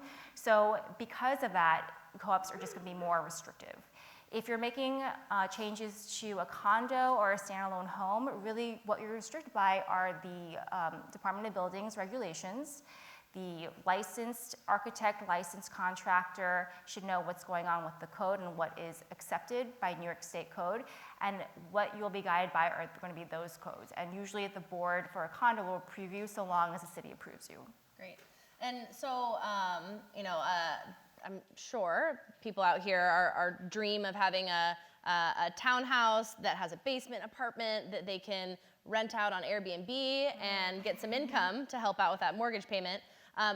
Easier said than done. So kind of talk about basement units or other units that might be a little bit of a gotcha. Okay, so when you are looking at, for instance, something that might be advertised, or you want to advertise a basement apartment, what you should really know is that you can't make that into an apartment unless it's legal, and if it's legal, it has to be recognized by the city or state agency. So the first thing your attorney is going to do is look at the certificate of occupancy to make sure that that's going to be in line with what you can do with the premises or that unit. So for instance, if you have bought a 2-family house and you want to do something to the basement, you look at the CO, and the CO says, okay, the first floor is a standalone apartment, the second floor is also a standalone apartment, but doesn't speak to the basement or cellar. You cannot make that into something habitable. You can't consider it an apartment, you can't rent it out. So if you want to put in a kitchen, you can't add a kitchen in. If you want to put a 3-piece bathroom, you can't do that either.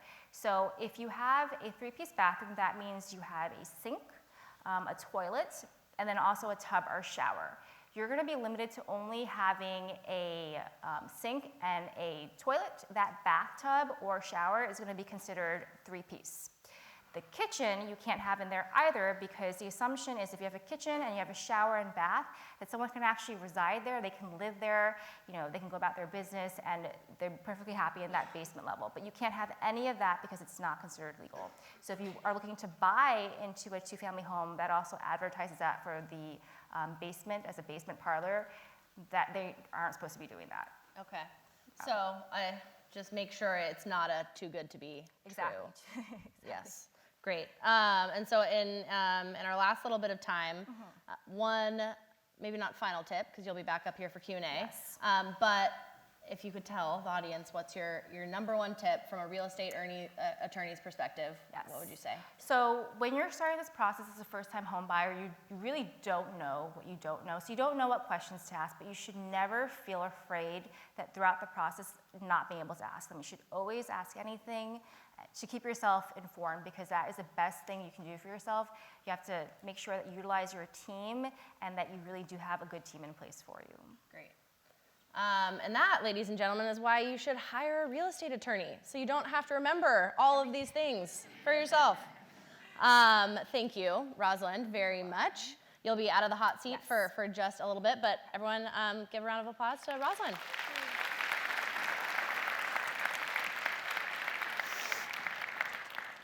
And we have one more presentation for you from Jacqueline Gathers, an experienced home inspector who's going to give you some crucial insights on how the home inspection process works and why it's so important.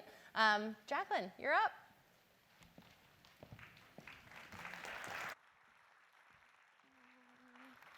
Greetings all. I know all my colleagues talked about the weather and everybody's here to get a wealth of information, so I'm going to talk to you today about the home inspection process. A little bit about myself. I'm a New York State licensed home inspector. I'm the owner of the Pillar to Post Home Inspections. I spent 30 years with one of the largest landlords in the New York City area, the New York City Housing Authority. And I host the ongoing workshops of home inspection process throughout the city. Why get a home inspection? A home is one of your most important and expensive purchases in a lifetime. Why wouldn't you get a home inspection? A home inspection offers an in-depth, impartial look at the property that you're thinking about purchasing. A home inspection ensures that the home you purchase is in good condition, and if it's not, you know what those issues are. And it also allows you to make an intelligent, informed decision whether or not you should purchase this property. And a home inspection is all about transparency. The timing of a home inspection, it varies, but the ideal time to get the home inspection done is you put in an offer and your offer is accepted. You want to have the home inspection done right away. A lot of sellers, and this is a trend in the real estate market, a lot of sellers are having what's called pre-inspections before they put the home on the market. Check with your real estate agent and find out if a pre-inspection was done for the property that you're thinking about purchasing, and perhaps you can take a look at it and see what issues were found with the inspector. A lot of buyers, they see a property, the price is right, it's in the perfect neighborhood, the school district they love, they sign that contract right away, and they have the inspection done after they sign the contract. Personal choices depending on what's going on and how much you like the property. Misconceptions about home inspections. Home inspections are not appraisals.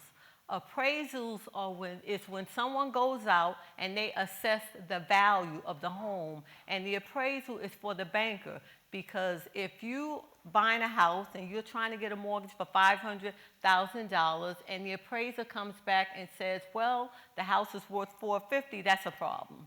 So the appraisal protects the bank. The home inspection protects the buyer. We look and assess what are the issues with the home. Two different things. New construction does not need an inspection. Absolutely not true. And I'll tell you a story. My first home was a brand new home. No one had lived in the home. I was in the home a week. sitting in the living room, ceiling started to leak. How did this happen? Brand new home. I didn't think I would have these issues. I contacted the person at the builder. They came out the next day. They sent the plumber. They opened up the wall behind the shower, and they discovered that 2 of the pipes were not tightened. So you have to keep in mind, when homes are built today, it's not like in the 1920s where one person built the roof, the electricity. You have different contractors coming in, putting in different components of the home. It's always a good idea with new construction to have that home inspection done. Most inspections can be done in an hour. Not true. It depends on if it's a co-op, if it's a condo, if it's a single family, if it's a 3-family. So if you call an inspector and they tell you they can do the inspection in an hour and they haven't even asked the square footage of the property, that's an issue. I did an inspection on a 5,000 square foot house with a colleague, and it took me almost 4 hours. So you want to make sure that that inspector is doing a thorough inspection, and that takes time. I do not need to be present for the inspection. Why wouldn't you want to be present for your inspection?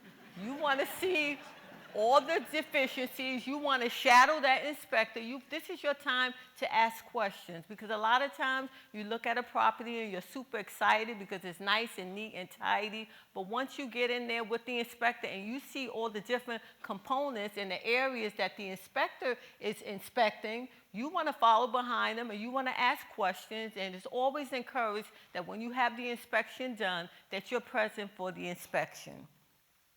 And even if items are fine, I can fix them when I purchase. Why would you want to do that? You use that as a leverage tool. If you have the inspection done and you find out that, you know what, the roof needs to be replaced, roofs are not cheap, okay? Different scenarios. Sometimes you can present it to the seller, and sometimes the seller will replace the roof before you purchase the property, best case scenario. Or what you can do, if the seller doesn't want to replace the roof, maybe you can negotiate the price and bring the price down a little bit, because you know you're going to have the budget to have that roof done. So take all the deficiencies that you find in that inspection report and you use that as a bargaining tool. Important questions to ask when you're hiring an inspector. In New York State, a home inspector has to be licensed, and they have to have insurance. The average amount of insurance that a home inspector has is $500,000 minimum. That's what they should have.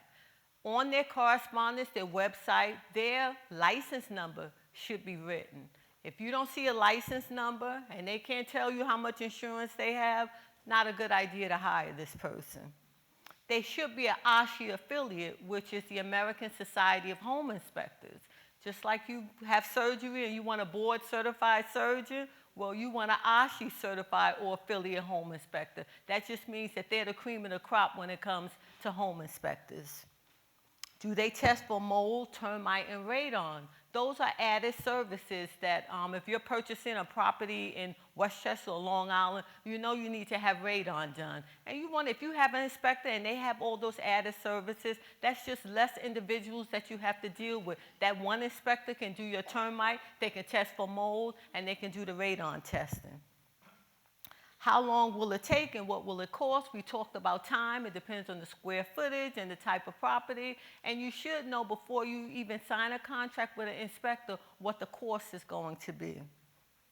How soon can I expect the report? You should have that report within 24 hours. There's no reason to wait 2, 3, and 4 days for an inspection report. My company, when we do the inspection, we print right on site. So you get the report right after the inspection is completed, emailed copy, so there's no waiting for the report. And you know how the real estate market is in New York. A day can make a difference with a deal. So you want to make sure that you get that report within 24 hours. And can I attend the inspection? We talked about that. Of course you want to be at the inspection. If the inspector tells you, oh, I don't think you should attend, not a good idea. And do they speak English or Spanish? Sometimes we have bilingual families, and you want to know if the inspector can interpret the report in Spanish if we have a bilingual person. In summary, again, why should we have this inspection done? It helps identify deficiencies and potential problems, allows you to negotiate the price of the property, gives you peace of mind, and remember, a home inspection is not an appraisal. If you have any further questions about the home inspection process, you can visit me and my colleague at the hub. We're going to have a couple of little treats, some more literature, and some coupons for a discount on a future home inspection. Thank you, and good luck in your pursuit of the American dream. Wonderful. Thank you, Jacqueline. Treats, I think you just made your table look the best compared to everybody else's. So in just a moment, I'm going to bring all of our experts back up on stage for our Q&A session. As a reminder, which I'm seeing a bunch of questions, so I think you guys know this, but we're going to use Slido for Q&A. So hop on to slido.com, type in NYC Home, and you can just submit your questions in there, or up and down vote questions that you see other people have submitted. And again, don't worry if your question doesn't get answered on stage. All of our experts and their teams are going to be at their tables in the Home Buyer Hub. So you are more than welcome to chat with them more there. Their contact information is also in our program. Let's get started. And you guys are already up here. This is great. Easy. All right, the most upvoted question we have, which it might be a combo between Rosalind, Tyler, and Tony. It's about extra costs. So what are the extra costs buyers should plan for during and after the buying process? Closing costs, maintenance fees, insurance. Who wants to jump in there? Okay. Yeah. So Tony touched upon closing costs, and in general, your condo closing costs are going to be much higher. So 1.925% actually of the amount of the mortgage plus 1% mansion tax if it's over $1 million, and then if it's a condo or like a 1 to 4 family home, also you're going to have title insurance costs. So that's going to be $400 per $100,000 of the purchase price. So this is all stuff you have to budget in, and you're not going to have that in a co-op. You're just going to have, of those fees, perhaps a 1% mansion tax if it's over $1 million. And, banks are going to collect something called a per diem interest, right? So you close on March 15th. Bank's going to collect 15 days of worth of interest, and some lenders may not have you make a mortgage payment for an additional 30 days. So that's not a free month of mortgage. They're going to charge it up front. And keep in mind, when you buy a condo, single-family home, you're required to pay the first year's homeowner's insurance up front, and that's an added fee that you may not kind of budget, but please have some reserves ready for that. Great. I have nothing to add. Done. Easy. Then Tony, I'm going to keep you in the hot seat. What city programs exist to help first-time buyers, whether it's assisting with a down payment or any other financial incentives? Most grants, city programs, are income-based. So most of the clients in New York City make or earn over a certain amount, so you don't see as many grants. There are 2 specific grants that are in Brooklyn. I would say 50-60% of Brooklyn. Lower Manhattan and properties above, let's say, 100th Street. It's called a Community Reinvestment Act, and it stands for CRA. The bank will give you a $4,500 grant along with a discounted rate if the property you're about to purchase in is in a low to moderate census tract. It's actually an act of Congress passed in the 70s. And we'll be able to send you a chart, actually a map from the US Census, and it actually tells you if the property you're about to purchase falls under that category. You will get a grant, no strings attached. The other type of grant is Home Buyers Club. So the federal government actually wants to promote home ownership.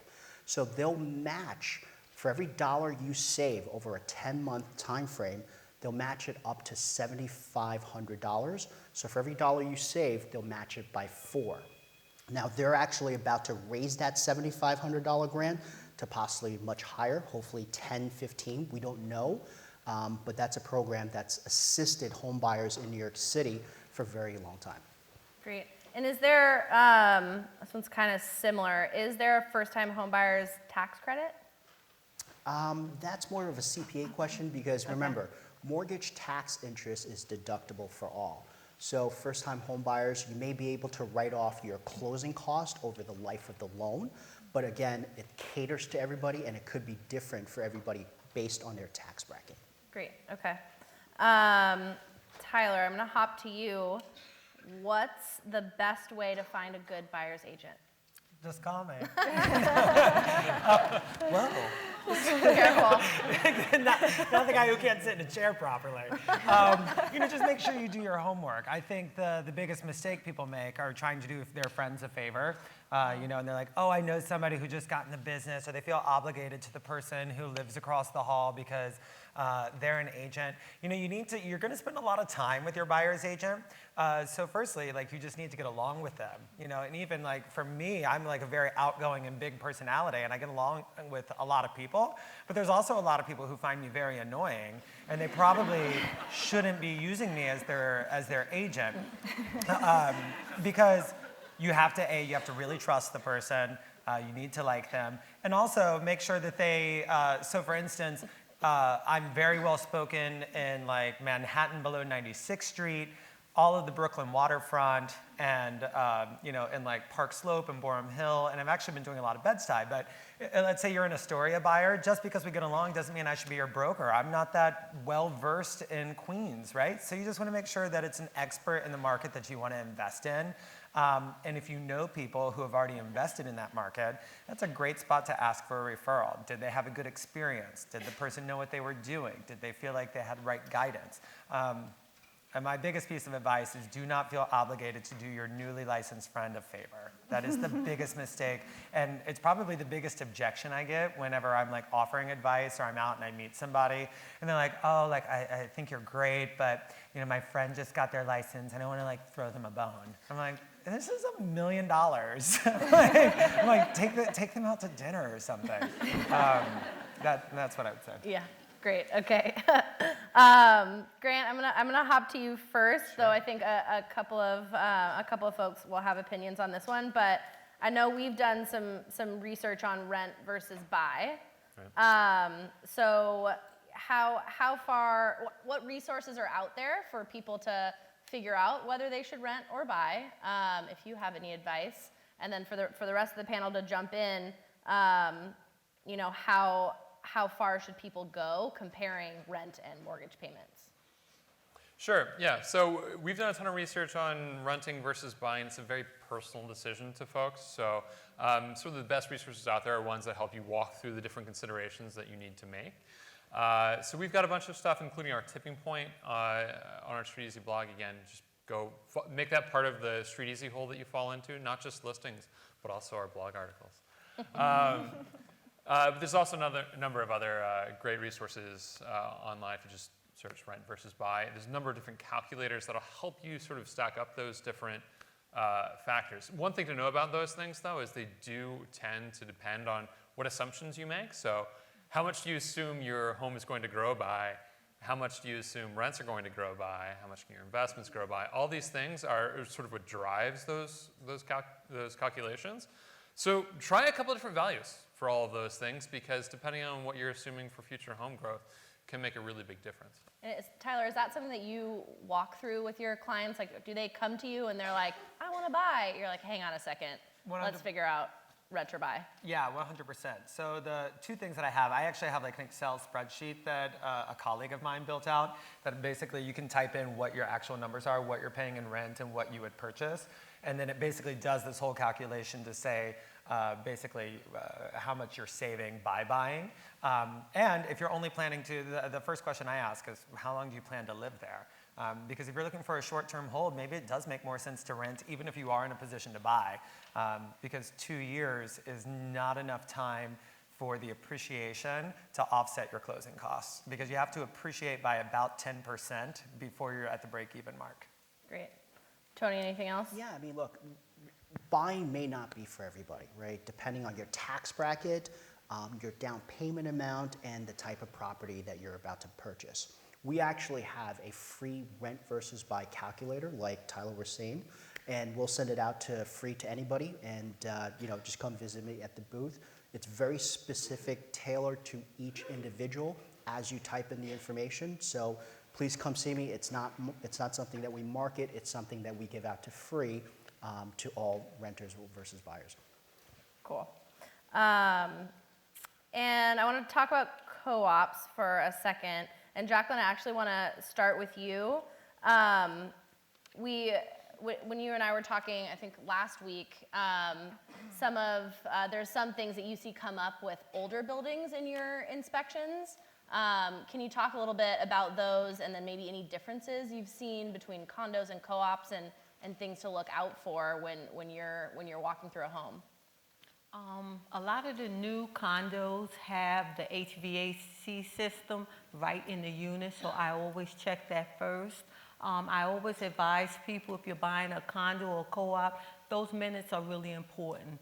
And if the building has a maintenance system that's computerized, you want to access the maintenance records for the particular unit that you're buying, because it will give you a window into past problems in that unit that might not have been fully corrected, and that gives you more information, and it kind of tells me what I should really pinpoint when I go do the inspection. Great. Rosalind, we talked about this a little bit earlier, but maybe just a little bit of a brief recap, assessing a building's underlying financial health. Yes. What are specific things to look for?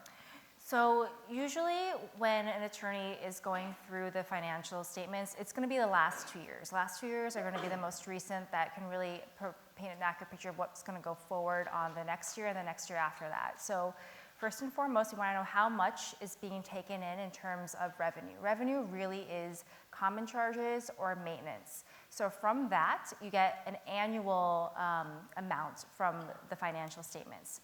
We're going to then see how much that would be if you divide it by the year, and then we want to multiply that by about 3, which is a comfortable amount that we now want to see in reserves in the current amount that they have in their operating account. And this is usually what banks look at. And then if they are around that amount, then we're happy, and if they're not, then it seems like they don't really have too much money in reserves to operate in the worst case if something happens in the building and they don't get the revenue coming forward. So that's one thing we look at. We also look at whether or not they end their years in deficits or in surpluses. And generally speaking, I wouldn't be too concerned if they do end up with a deficit after depreciation, because at the end of the day, a co-op and condo, they are an entity and they have to pay income taxes. So they don't want to report things that are too high. So you will usually see deficits after depreciation. And your attorney should explain to you the pattern for what's been going on in that building over the past 2 years and how much the deficit is, what is it before depreciation, and also there's going to be line items as to what exactly the money is going toward with respect to your common charges and maintenance. So you're going to see how much of it is going to the employees, what they're being paid, what of it is going to repairs, and what else we're doing with the money, such as investing in CDs and other things like that. Great. And my guess is this is going to vary, but how much are the usual attorney costs? So it is going to vary. It's always going to be a flat fee. Honestly, it depends on who you talk to. Every single attorney that I talk to charges a different fee. And you're going to need to speak to them as to your specific situation. If, for instance, if you're an investor and you're going to buy like 15 units at once, it's not going to be the same cost as someone who's going to buy one studio and that's it. And they have financing and maybe one doesn't have financing. It really is going to be a huge range. So you should definitely just speak to a few attorneys and just get an idea of which one works in your budget. Great. Okay. Jumping over to the economy in a recession. You touched on this, Grant, earlier. Will a recession in the next 1 to 3 years materially impact Manhattan prices of units over 1 million? Thoughts? Yeah, it's tough to be in the predictions business. I mean, I think yes. If there's a recession, prices will go down. How deep and how long they'll stay down is sort of the bigger question. In Manhattan, in that price range, we're already seeing prices go down, right? So it's really hard to say what a recession would add or take away from that. There's a lot of folks out there that think that what we're seeing right now, the slowdown we're seeing in Manhattan, is a precursor to a recession.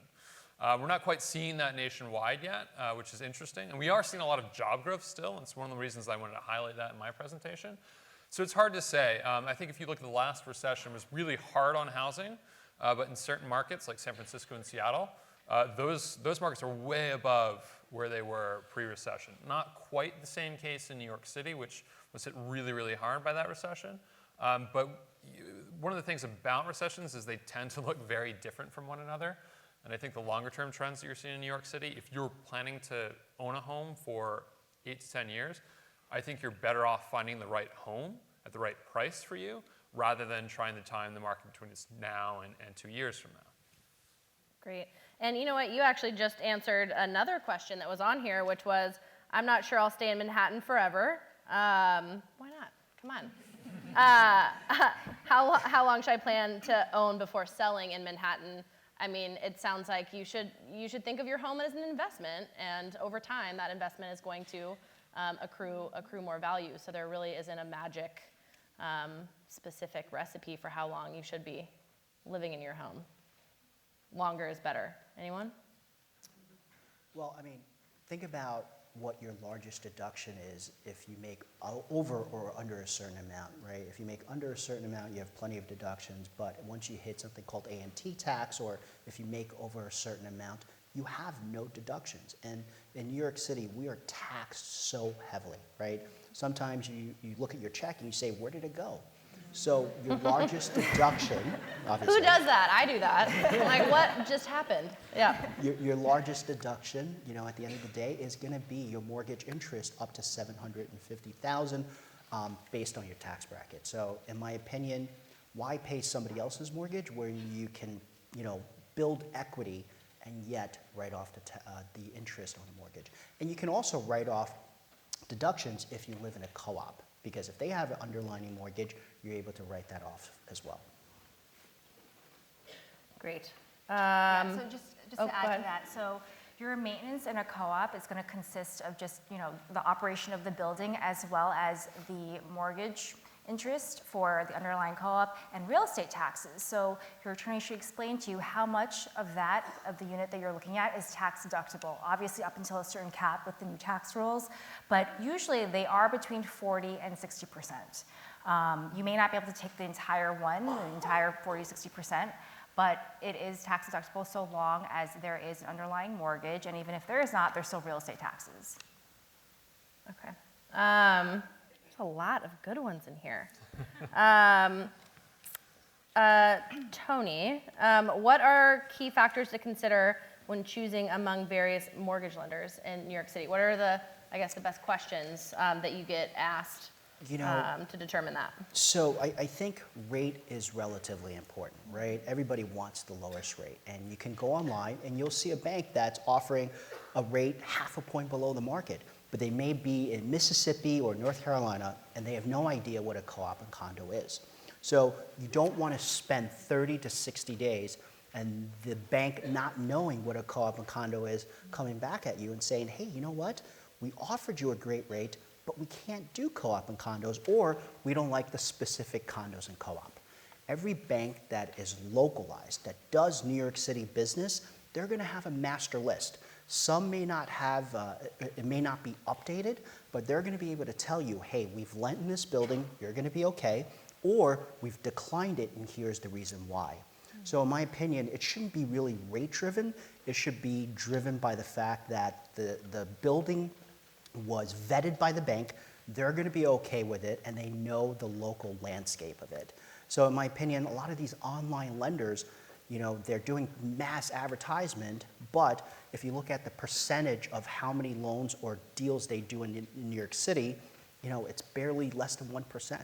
So I think for shopping for a bank, it should very, very be specific and localized and based on if the bank has lent in the building or not. I'm going to stick with you, Tony. When it comes to closing costs, maintenance fees, and insurance, how do you help buyers budget for that? How much should they think about setting aside to help with those additional costs and fees? You know, clients, when they call, I asked, how much do you have for a down payment? And they'll say 20%. And some folks don't actually know that aside from the 20%, they have to prepare 3 to 6% in addition for closing costs if it's not a condo. So when banks start a process on a mortgage, they're going to send out something called a loan estimate. A loan estimate is actually going to tell you every penny on a closing cost from start to finish. A majority of it is not going to be even banks' fees. It's what we estimate. So years ago, when you did a mortgage, banks send out something called a good faith estimate.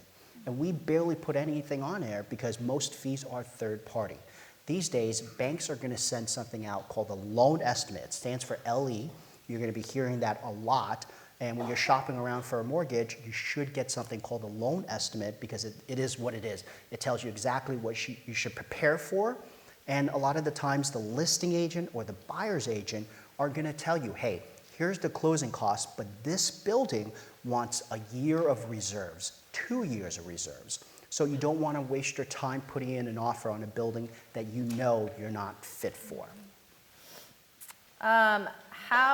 I think I have the answer to this question after today's program. How can we get an accurate understanding of / protect against problems that may not be immediately apparent, like noise levels, poor heating, etc.?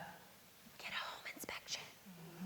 Jacqueline, if you kind of want to touch on, again, the things that you consider a part of a thorough home inspection. My guess is they probably help assess poor heating and things like that.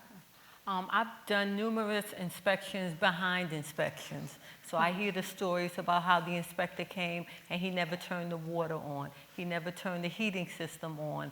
You have to make sure the inspection is exterior and interior. You want to make sure that they check the exterior of the house. You want to make sure that they check all the major systems, meaning the electricity, the plumbing, the HVAC system, and there's a rule of thumb that in the winter, we cannot turn on the AC, and in the summer, we cannot turn on the heat. So just keep that in mind. If an inspector tells you this is our protocol, it is our protocol. So you want to make sure they check all the systems. You want to make sure they have techie equipment. I use an IR scan, which detects moisture within the walls and the ceilings above the bathrooms and wherever there are water pipes. You know, when I had my inspection done with my own home, had he had that piece of equipment, he would have noted the moisture in the ceiling above the bathroom, and they would have put in a report for me to have a plumber take a look at that. So you want to make sure that they have techie equipment and that all the systems, again, are checked and that they do a thorough job of checking each one of those systems.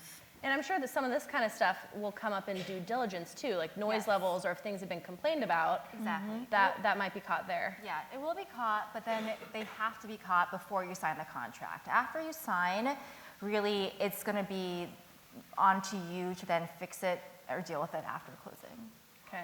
Yeah. And Tyler, when you're showing clients apartments, do you suggest visiting at different times of the day? Like, what are kind of these other, I don't know, maybe other strategies to help protect from the unknown? So I always do 2 little added strategies. So if somebody's noise sensitive, and most of my buyers who are like very sensitive sleepers or whatnot will typically share that information with me right up front. And then I do think that it's important to go back during traffic times just to make sure that for instance, I just had a buyer close in a new building, so the windows are very high quality, but it was on 14th Street, and he was very nervous about the traffic, and we went back at 3 different times of the day until he was fully satisfied. And he still moved forward with the purchase, and he is satisfied.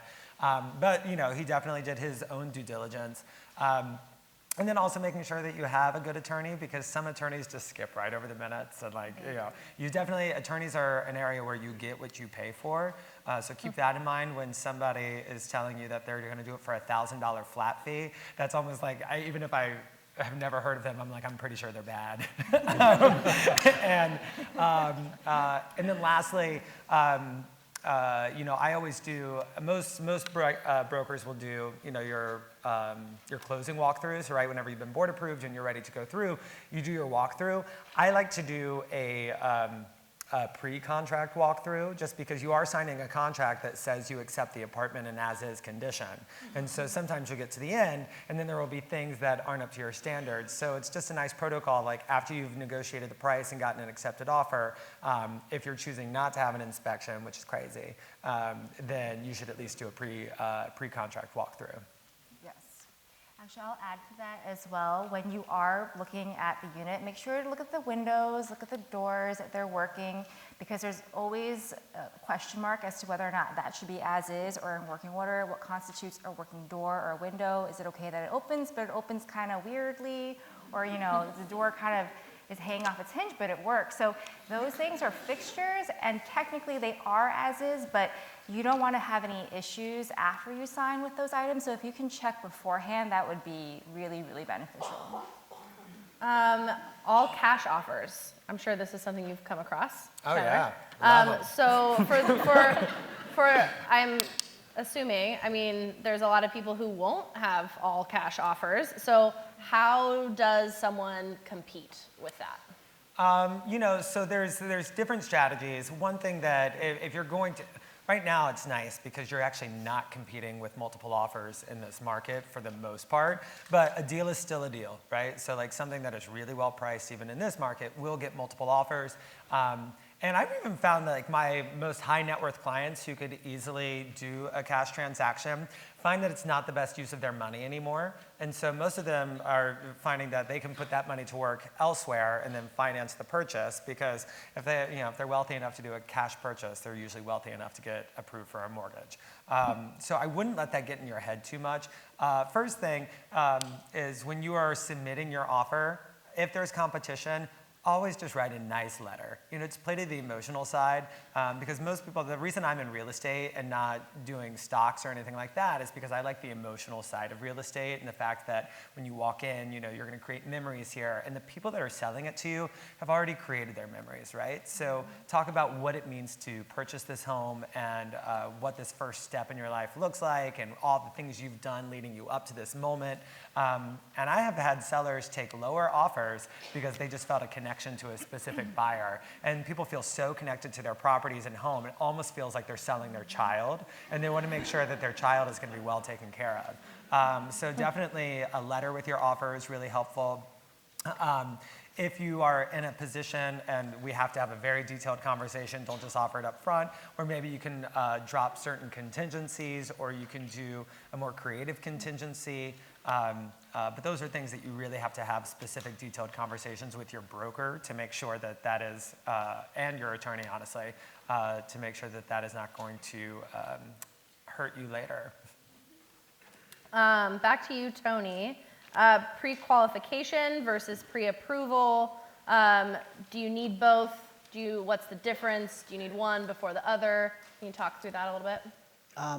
I honestly don't think pre-qualifications are acceptable these days, because a pre-qualification is a banker going through a very limited review of your financials. They may not even pull credit. They may just say, hey, what do you earn? What's the property you're looking at? What's the loan amount?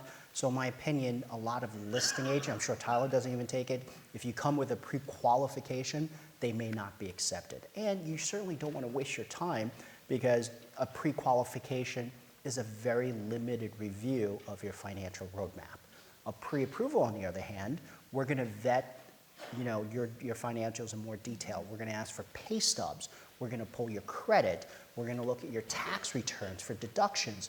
So when you get a pre-approval, a banker or somebody in the team has vetted you carefully, and that pre-approval is going to be very strong. So in my opinion, most listing agents or you as a potential buyer should only go after pre-approvals instead of the pre-qualification.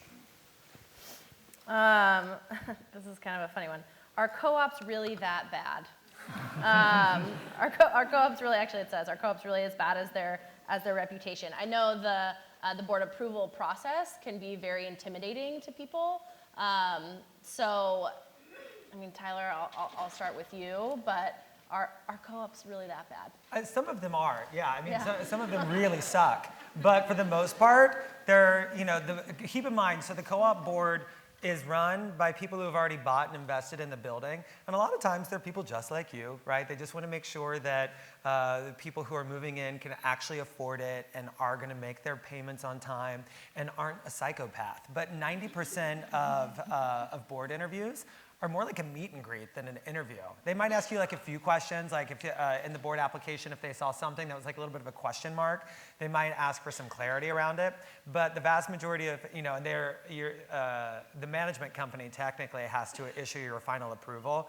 But I've had 3 board rejections in my career, so they're not that not that common. Not that uncommon. Oh my God, can you imagine? Like everybody gets rejected. But anyway, they're not that common, and it's also a nice moment because the majority of them, they're like, oh, I just sat there and it was basically like a welcome to the building and they told me how they operate and what they like to do and what's important to them, and the board president was really nice, and so I think we're gonna go out for a drink now. And like, that's how it usually is. But, and the ones that are really strict are never a surprise, right? So like, typically if somebody is putting like a heavy restriction on the amount you can finance, so let's say 60% or less is what you can finance. To me, that's a good indicator that that's going to be one of the more strict co-ops. But I also say, if you're qualified and you meet the co-op's requirements, then it's going to be easy. It's only difficult if you're borderline or if you don't meet the requirements. So as long as your broker has had that clear conversation with you about all the details of your finances, and I think I speak on behalf of most brokers in New York City, I'm completely numb to money at this point. Like, I've seen some of the craziest bank accounts, ever. And then I've also seen people who are just starting like their life and their financial life, right? So I've seen everything in between, and I just don't care about money, but I need to know about every cent that you have in order to make sure that I'm not putting you in front of a co-op that's going to be a nightmare for you. Okay, so yes, they can be, but they're not all like that. Got it. That, surprisingly, is the end of our Q&A session, and there's no way, there are so many great other questions in here. So I highly encourage everybody to go and visit the Homebuyer Hub. But before I let everyone go, please help me in giving a round of applause to our experts. Great. Perfect. And I'll let you guys go and set up at the hub for everybody in the audience. I definitely hope you learned a lot today. If there's anything, I hope that you learned how crucial it is to have a team of professionals behind you. 2, the help does not end here. Go to StreetEasy, hang out in the Homebuyer Hub. There are a lot of materials out there. 3, we're gonna have a cameraman and one of the StreetEasy team members wandering around in the hub. If you want to share any takeaways from your experience today, if you have any fun stories about your home shopping process so far, or experiences using StreetEasy and you're comfortable hopping on camera super quick, would love to hear from you. And that's it. Thank you so much for coming out here on your Saturday. Have a wonderful rest of your weekend. Thanks. Am I coming out of left field? Ooh, I'm a rebel just for kicks. I've been feeling it since 1966 now.